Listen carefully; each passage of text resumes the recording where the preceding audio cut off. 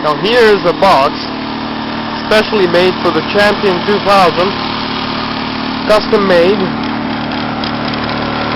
to reduce the noise, and it goes on the hitch, directly on the hitch. That's the exhaust. That's the controls, the crank,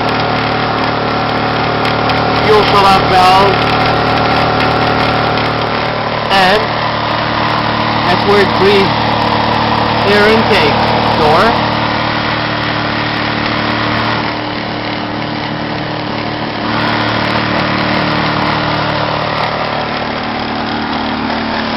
Got locks, you can lock it.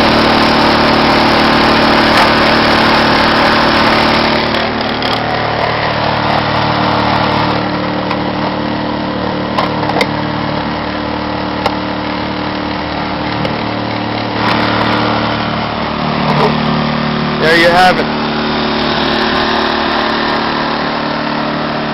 Right on the hitch of the car. And if we go economy mode,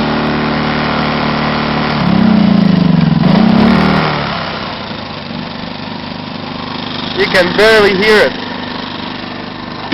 Put the box on.